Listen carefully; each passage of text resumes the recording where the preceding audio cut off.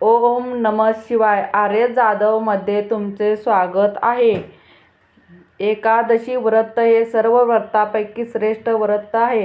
या व्रताची विधी काय हे आज आपण पाहूयात.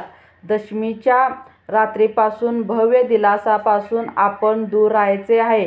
त्याचबरोबर स्नान करून मंदिरात जायचे, गीता पाठ करावा आणि ऐकावा. प्रभूसमोर अशा प्रकारे संकल्प केला पाहिजे की आज मी चोर, पाखंडी व दुराचारी व्यक्तीशी बोलणार नाही आणि कोणाचे मनही दुखवणार नाही. गाय, ब्राह्मण इत्यादींना फळाहार आणि अन्नहार देऊन प्रसन्न करीन. रात्री जागरण करून भजन कीर्तन करीन. ओम नमो भगवते वासुदेवाय या द्वादशी अक्षरी मंत्राची किंवा गुरुमंत्राचा जप करीन. राम, कृष्ण, हरी इत्यादी विष्णू सहस्त्रनाम यांना कंठाचे भूषण बनवीन. अशी प्रतिज्ञा करून भगवान विष्णूचे स्मरण व प्रार्थना करावी.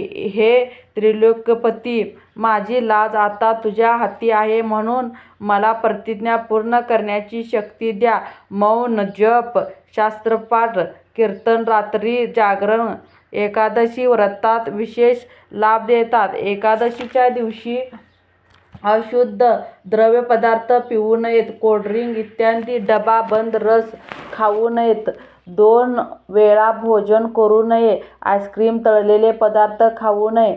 फळ किंवा घरात काढलेला फळांचा रस किंवा थोडे दूध किंवा पाण्यावर राहणे विशेष लाभदायक आहे. व्रताच्या या 3 दिवसात दशमी, एकादशी व द्वादशी या दिवसात काचेच्या भांड्यात मांस, कांदा, लसूण, मसूर, उडीद, चणे, भजी, मध, तेल अधिक जलसेवन करू नका.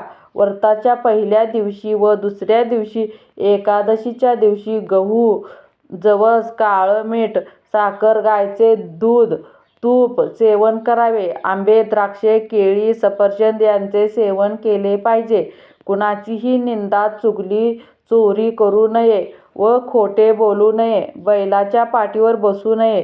चुकूनही एखाद्या निंदकाशी बोलणे झाले तर हा दोष दूर करण्यासाठी भगवान सूर्याचे दर्शन व तसेच धूपदीपांचे, श्रीहरीचे दर्शन व पूजा करून क्षमा मागितली पाहिजे.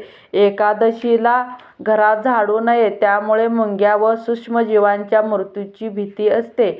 या दिवशी केस कापू नये. गोड बोलावे, जास्त बोलू नये, सत्य बोलले पाहिजे. या दिवशी अन्नदान करावे. प्रत्येक वस्तू प्रभूला नैवेद्य दाखवून तुळशीदल टाकून ग्रहण केले पाहिजे. एकादशीच्या दिवशी हे व्रत केले पाहिजे.